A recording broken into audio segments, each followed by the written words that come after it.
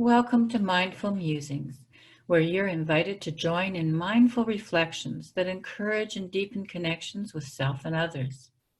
Help build a culture of caring, create a life of purpose, and face challenging transitions in an atmosphere of unity. Today, our guest is from Nova Scotia, our very dear friend, Eva Marks MacIsaac. Passionate in so many ways. I am thrilled and beyond, I'm just thrilled to have you here, Eva. Welcome. Thank you, Barbara, and thank you, Linda. It's my pleasure and my honor to be here with you two today. Well, she's one of those people. She's a woman who is embracing with passion, redefining herself. And it's just so wonderful to be on this journey with her and share it with her. Thank you. Eva, tell us, how are you and how are you in particular these days with what's happening in the world? We're here to have musings around a virtue's pick, but let's just touch, first of all, where we're at. Let's set a stage for people, and then we'll do a pick and share. Thank you, Barbara. So first, I just want to take just a second to acknowledge both yourself, Barbara, and you, Linda, for this really meaningful gift of service that you're bringing to the world. When I read your introductory paragraphs and your invitations to join, I was so happy for you to know that you have found a space where you feel you can be of service.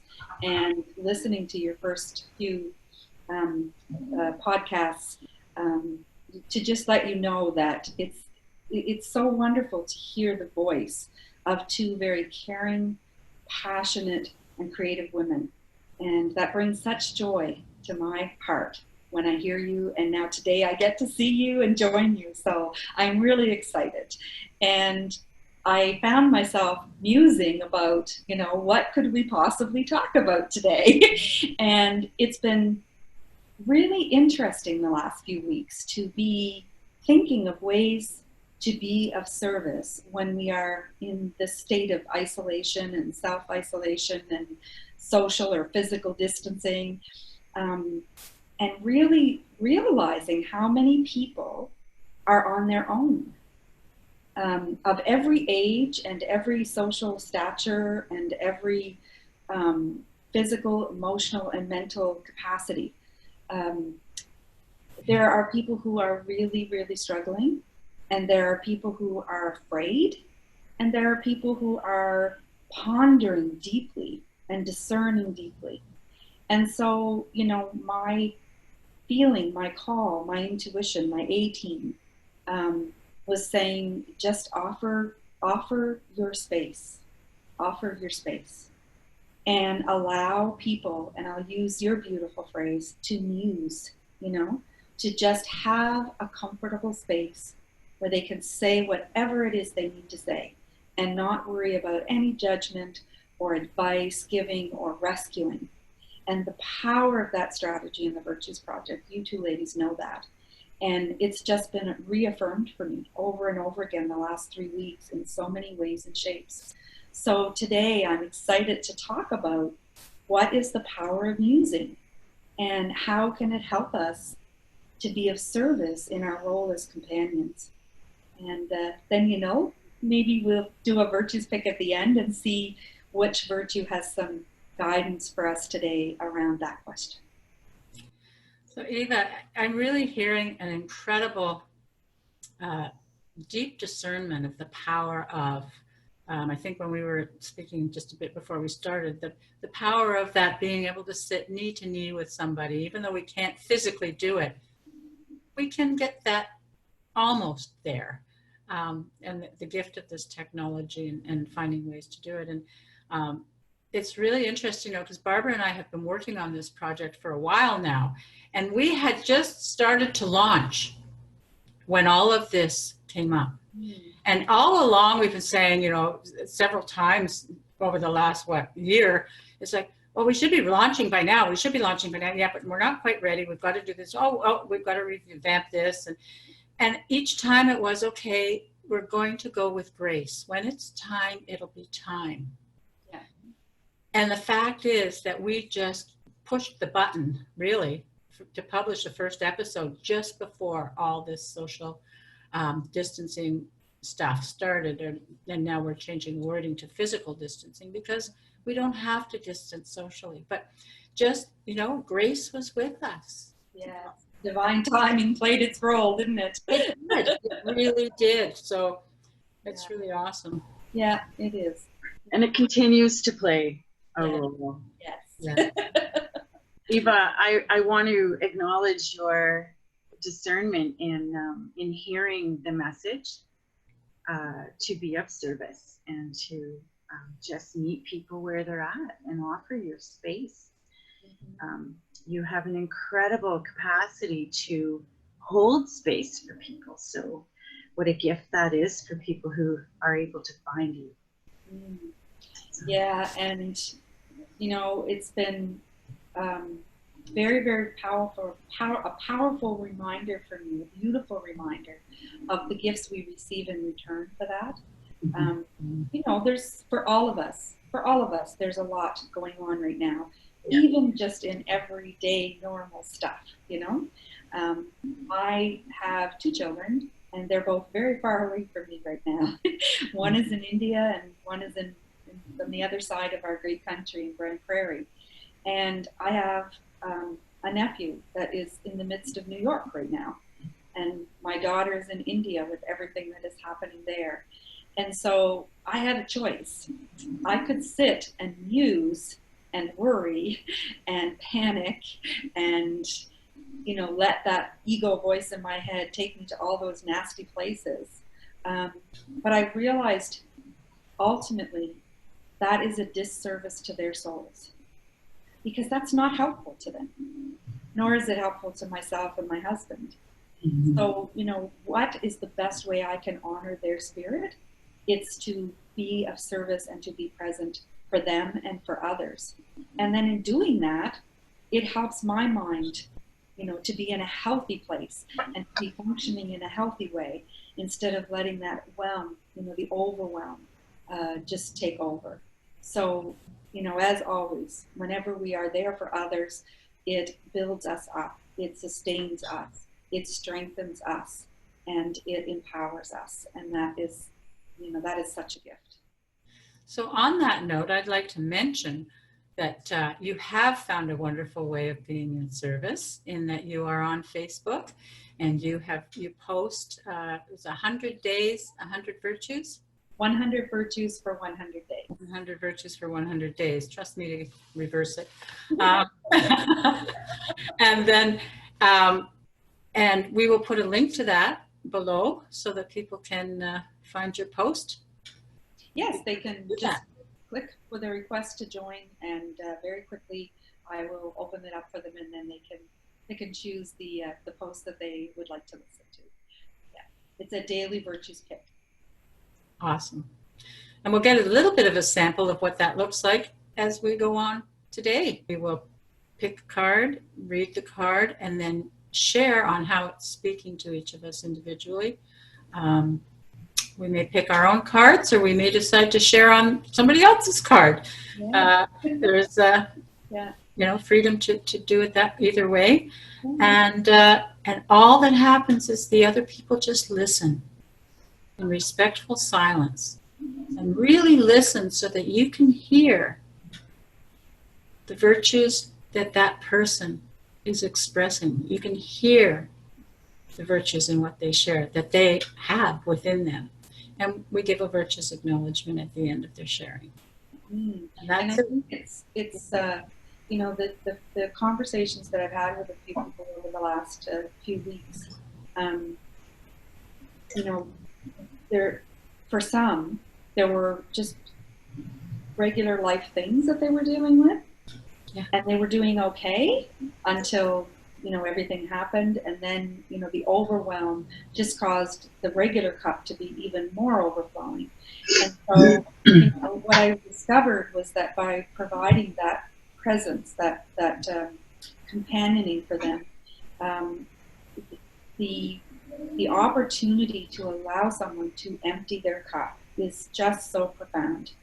And then they find their own wisdom when they can, you know, just let it out, just say it, and know that the person that is sitting knee to knee with them is non-judgmental, is not going to try to rescue them, is not going to give them advice or say, yes, that happened to me too, and you know, this is what I did, but to just literally ask the what and the how, and meet them where they are, you know, meet them where they are. And when you do that, they just, I know it sounds, you know, superficial or frivolous or silly, but they find their own wisdom. You know, they answer their own questions. They get an affirmation of the strengths that they have through what we see and mirror back to them as their virtues, and you know, or invite them to consider as a virtue that could help them. And more than half the time, they identify them on their own. You know, I don't have to suggest or advise. So, you know, those musings are just very, very powerful. And I'd like to know, you know, maybe just a few seconds from each of you, what's been a moment where you found that knee-to-knee musing in a moment of companioning has changed the life for another and or for yourself? Well, one of the things for me, one of the gifts for me has been, I was diagnosed with PTSD after years of being diagnosed with depression and what have you. And finally, it was identified for what it was, because it's not an easy diagnosis. Coming to the Virtues Project and starting to do Virtues Picks and having these opportunities to muse out loud with someone else in a non-judgmental space, and get in touch with all these character traits within me, has brought me to the point where I can say that at this time of COVID-19, I am actually quite peaceful. I am able to maintain a sense of peacefulness because I can now muse in my own head. I can companion myself. So when I am alone with my internal dialogue, it has become much kinder, gentler, respectful, and I am able to self-regulate better because I have this tool. Yeah, such wisdom. And so it's a gift that's been given to me, and you know, I did the whole therapy route, I did all sorts of things, and actually this has been the most helpful tool that I have been given, and the circle of people that I have managed to connect with and keep in touch with, so that when I am really in need of companioning from someone else, if I can't get out of my own way in my head, I do have people with the skills to companion me, to walk with me, and just hear me and let me come to my own wisdom. So it's very powerful. Thank you for sharing that. Yeah, such. I wish it was a gift we could ensure that every human being had at a very, very early age, huh? You know, lots of us working on it. Yeah, and that's such a great responsibility and joy for us to be able to invite all others that we connect with. You know, I read a beautiful quote the other day. Your life is not about you. Your life is about the connections you make with each and every person you meet. That's not an exact quote because I'm not a very good rememberer of quotes, but you know, I just thought that's it. And when we can connect and be present and invite someone to go in and hear their inner truth, wow, that's the best way, to me, the best way to be of service in the world. Yeah. Barbara, what about for you? Can you ask the question again? What has been your experience with the power of musing and sitting knee to knee in a companioning space with another? I think there have been so many situations since I started with the Virtues Project, but the ones that really strike me was when my mom was moving out of her home into long-term care. Such a difficult time. And we met her husband's children for the first time while we were emptying the house that they cohabitated. And the incredible difference between what they deemed as important and what we deemed as important really showed up. And so every day, at the end of the day, my brother and sister and I would go back to my mom's house, because she had a couple of houses, but we were back to where my brother was staying, and we would do a virtues week, and it would help us to reconcile all of what happened during the day. And just to give you a very quick, when my sister came upon the scene on the day she arrived to come and help empty the house, she walked into the kitchen to see one of his daughters standing on the counter with a pile of my grandmother's antique dishes, dropping them into a garbage bag onto the kitchen floor. These were gold plated, rimmed or whatever, and my sister just lost her mind. Doing those virtues picks changed everything. It reframed the chaos, gave us the strength to see our own capacity to hold space for these people who didn't quite understand us. And, it was just a beautiful opportunity to reframe in the moment. And then every day we would go back in there with this fresh view. We didn't bring our baggage in with us because we had sort of let go of it the night before when we did our virtues fit. Yeah, that's amazing. And it's that the call of the virtues, the invitation and the gift of the virtues in the moment to allow you to rethink in the midst of the chaos. When so often we can go to anger or hurt or fear or whatever unhealthy emotion, and that's a label. Don't stuck on it, but just that emotion that is causing us trauma in the moment. And then when we just have that moment to muse and to be present for each other, and to say, okay, let's just empty the cup. What the heck was that? What just happened? Yeah. And then to say whatever it is we need to say, and then to invite ourselves to see what the message of that particular virtue is to help see clarity. Yeah. Oh, thank you for sharing, Barbara. That was a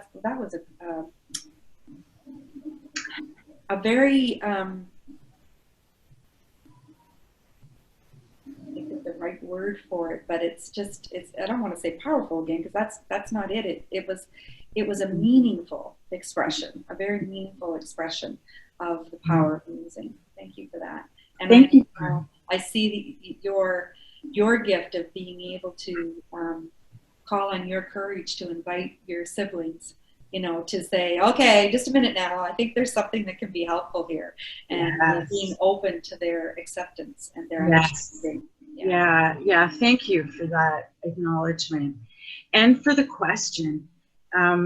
It wasn't easy at first because there was some resistance about how is this card going to be helpful? How is this word going to make any difference? I know when I did the original 100 Virtues for 100 Days, it was a personal journey of mine where I wanted to have more meaningful conversations in my life. And I chose to use the Virtues cards as a way to help me do that. And I literally interviewed almost 100 people over 100 days. And they could pick any topic that they wanted, something that was meaningful to them. And then we did a virtues pick. And then we talked about what difference that virtue could make in that situation. Did they feel that virtue was present? If so, what impact was it having? If they felt that virtue was missing, what difference could it make if it had been brought to the table? And, you know, time after time, I could sense in people's vocal energy, because these talks, these conversations were all done virtually, the majority of them.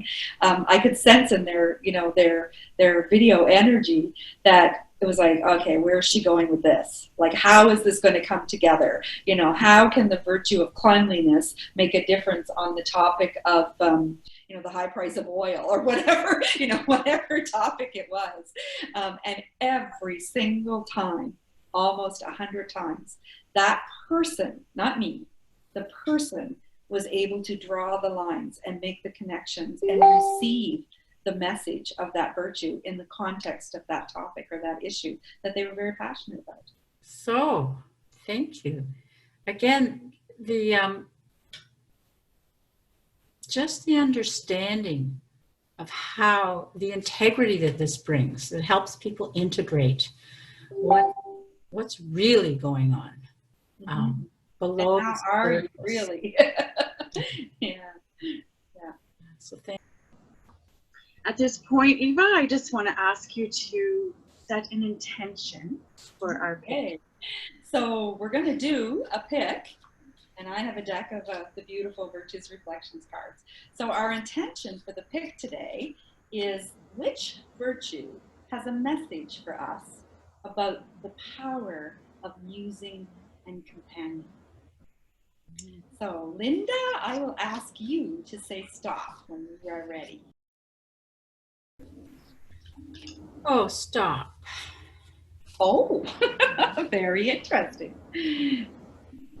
Ooh. Prayerfulness. Prayerfulness. So prayerfulness is a relationship with a power greater than ourselves, one that loves us and knows us intimately.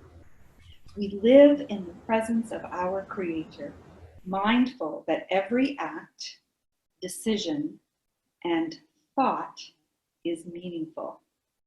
Prayer is quiet reflection that cleanses the mirror of the soul. It is a sacred conversation that opens us up to forgiveness, hope, and renewed intentions. We listen and receive spiritual guidance. We ask for help, heighten our awareness, and watch for it to come.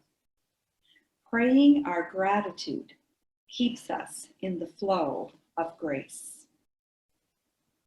Call to me, and I will answer you, and show you great and hidden things that you have not known.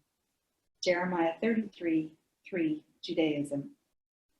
The practice of prayerfulness. I spend sacred time each day. I pray my innermost thoughts, hopes, needs, and fears. I trust, listen, and watch for answers. I continually purify my motives. I have an attitude of gratitude. I live with an awareness of divine presence. I am thankful for the gift of prayerfulness. It connects me to my grace. It connects me to grace. Oh.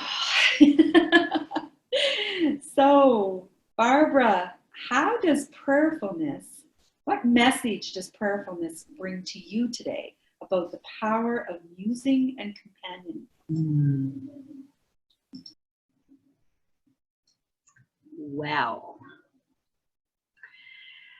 I think what jumped out at me was how it cleanses the mirror of the soul. And you emphasized that as well. Looked right at the camera when you said it, so it was like an extra hit when I heard it. And for me, I've developed a practice of prayerfulness that's it's almost constant. I feel like I'm in this constant state of connection with the divine within me, the divine within others, and you know, that omnipresent sort of divine that's all around us. I feel like every breath and every word that's spoken and every connection that's made is done out of this root. You know, and I have this sort of prayer that I've been repeating all my life, which is basically to be the hollow reed. And I'm not looking to be a preacher. I'm just looking to be a bridge to help others find their way. And so I've developed my own sense of prayer, my own kind of practice in a way that's more meditative and just I'll call it presence holding. So, you know, I don't have books of prayers that I read. I don't sing prayers, which lots of my friends do, and I love to hear. But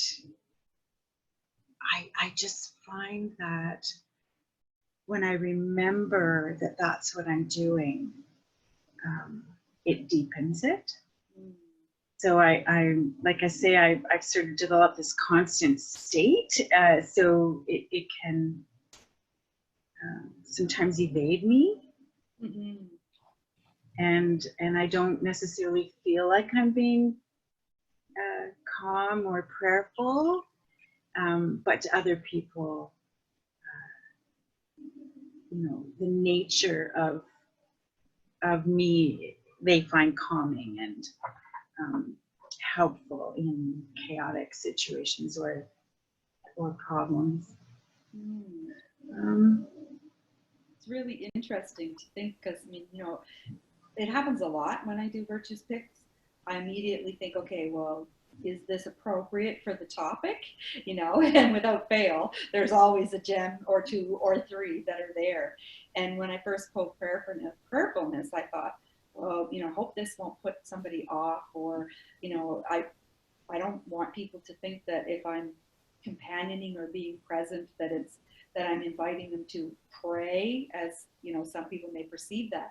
But I just want to honor you for your beautiful description of how being that hollow reed and being in that space of presence is providing an invitation to the other to a form of prayerfulness that is them, that reflects their divinity, that reflects their way of being. And that is such a beautiful gift. So, you know, thank you for that. And, you know, you mentioned that wonderful sense of awe that you have in the presence of divinity around you and in you.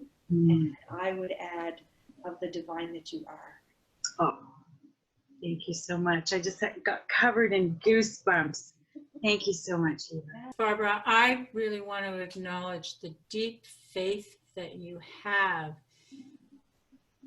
in the power of your presence, the hollow reed, prayerfulness, and your commitment to serving others. That's what I'm hearing. Thank you, Linda. And so, Linda, what message did the virtue of prayerfulness bring to you today with respect to the power of musing and companioning? Well, you know, the power of this whole process is, when I first was in the early days of my healing journey, I actually went to Al-Anon. And, you know, I was in such a hurt, wounded phase and angry and whatever. I couldn't even say the Lord's Prayer. because of all the references to men and this and that. And I was very wounded and because I had, been through some pretty traumatic situations in my personal relationships with men. And so it took me a while, to ease my way into being able to be prayerful. And I find that the connection of between prayerfulness and what this work that we do with the virtues cards and doing virtues picks with people and companioning people using the strategies of the Virtues Project is that really getting in touch with one who loves us and knows us intimately, that it allows us to have that experience more directly, more personally on the ground, in a way that brings that distant one that we might have with whatever our concept of a higher power, greater energy, something outside or bigger than ourselves. It helps make it more closer, so that it made the living in the presence of our Creator, the Great Spirit, whatever, more meaningful to me, and brought it closer to really getting an understanding of this, that being mindful that every act, decision, and thought is meaningful. So that's really this prayer is a quiet reflection, cleansing the mirror of the soul. Well, that's what this companioning type activity does for me, is it provides opportunities for us to hold space for each other for those quiet reflections, so that we can cleanse our own mirrors and see who we truly are, behind all the chaos and the busyness and the doing of life, to get really in touch with the being together. So allows these sacred conversations again. It's a form of prayer. Yeah. It's a form of prayerfulness with together. So that's the connection for me. Yeah. And Linda, I just want to acknowledge you for your openness to not giving up on prayerfulness. To just be open to the million different ways that we can be in a state of prayerfulness, and for finding the way that works for you, and to continue despite those horrific feelings that initially came to you in what was in the moment being defined as prayerfulness, and continuing your journey. Your commitment to say, I know there's something there. I know there's something there. There's obviously something greater than me at work here. I have to keep searching. So thank you so much for sharing that. Very meaningful. One of the things I'd like to share with people too is right now that we're in the COVID virus phase and being encouraged to wash our hands so often. Yes. I find that what I do is I say silent prayers for the healing of the world. Yes.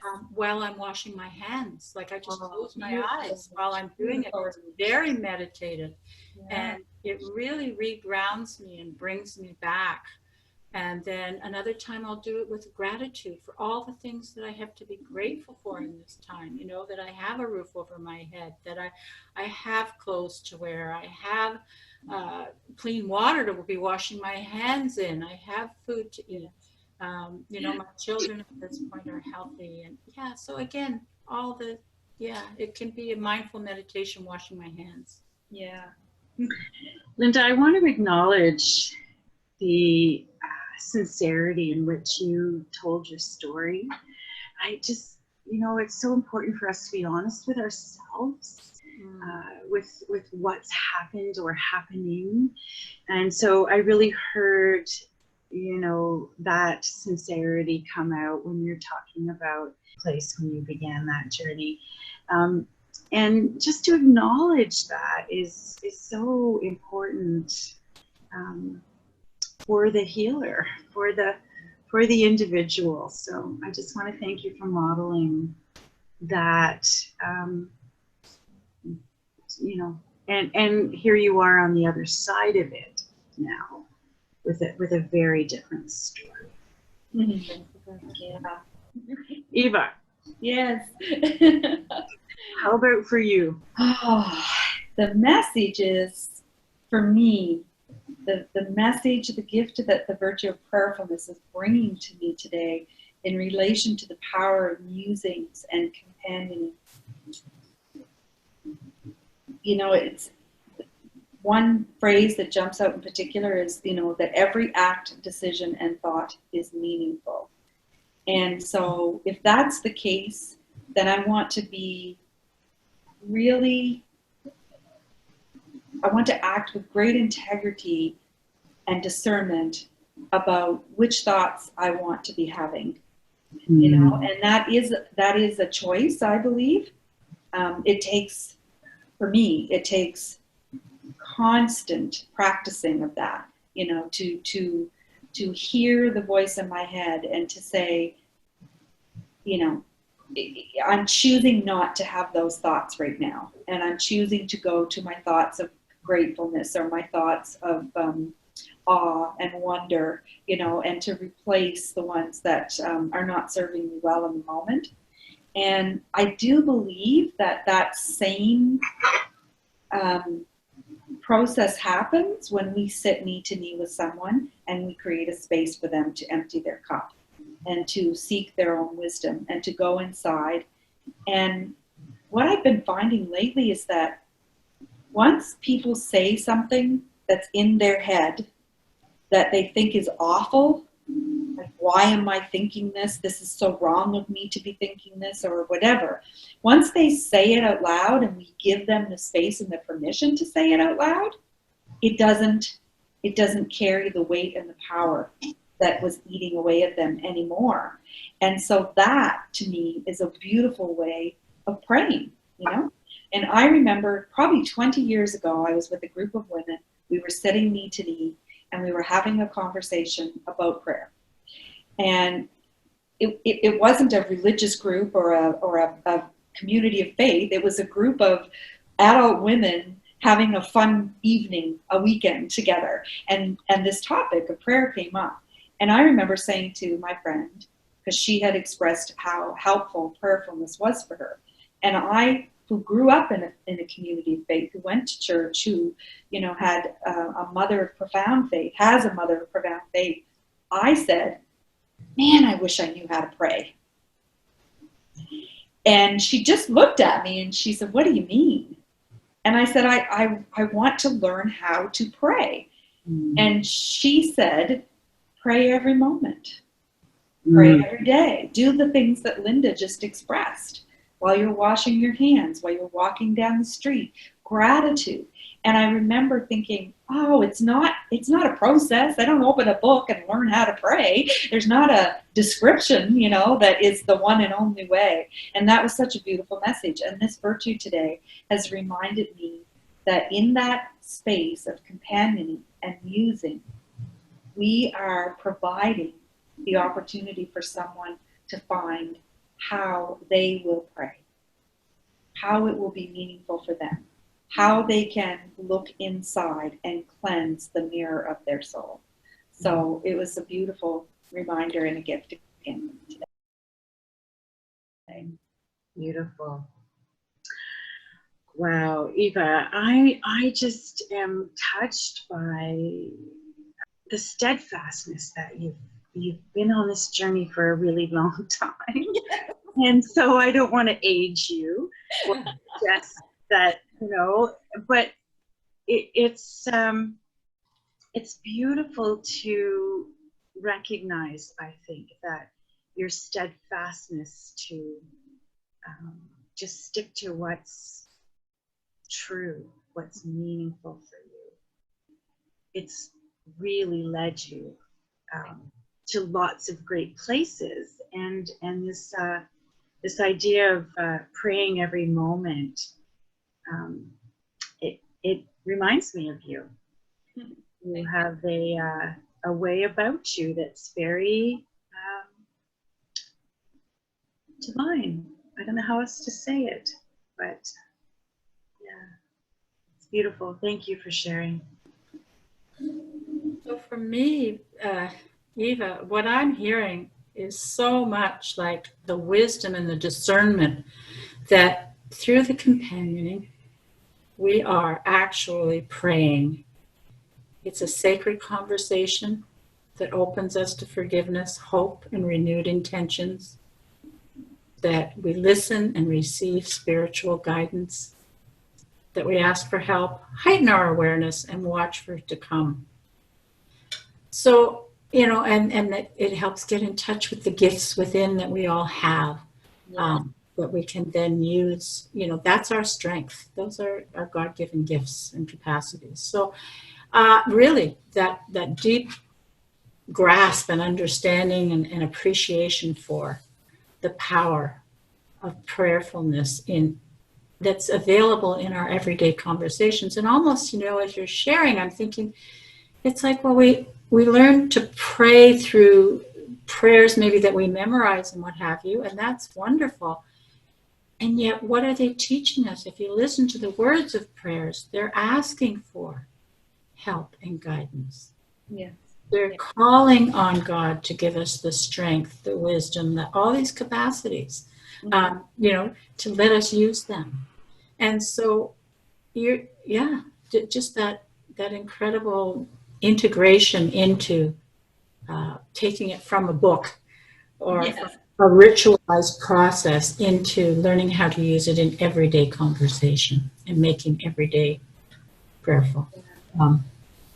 And I think it's a great reminder for me to remember that when I make a conscious decision to be present for someone else, that I have entered a place of prayerfulness for myself and hopefully for the other person. And the musing and the companioning with the power of prayerfulness, just as the affirmation says, it connects me and the person I'm with to grace. And that's our ultimate quest, isn't it? To feel the presence of grace and to know that all is well and that I am enough. I love quite a journey, ladies. I love the idea that not only we are connecting to grace, but that grace is empowered by our connection. Mm-hmm. And that grace is being growing clearer and growing stronger and growing its own empowerment as we come online with it. How beautifully said by the Hollow Reed. Thank you.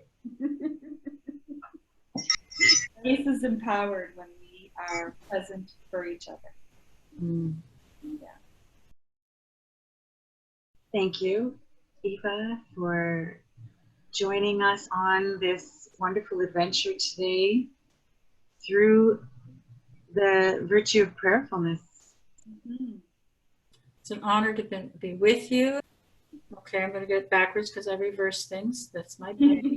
100 virtues for 100 days. 100 days. So the link will be provided for people who want to check that out. And we invite you to do that. And we invite you to get in touch with us as well if you would like to join us as a guest or join a sharing circle with us. Thank you so much for your time and your presence and your beautiful words and your wonderful gifts of service, Linda and Barb. Thank you. Thank you too, Eva. Bye-bye. Bye. Have a great day. Thank you for joining us in Mindful Musings today. We always welcome courteous and respectful feedback in the comments section below. And if you enjoyed spending time with us, please remember to like, share, and subscribe. And if you're interested in joining us online, click the link to visit our site, synergyetc.ca.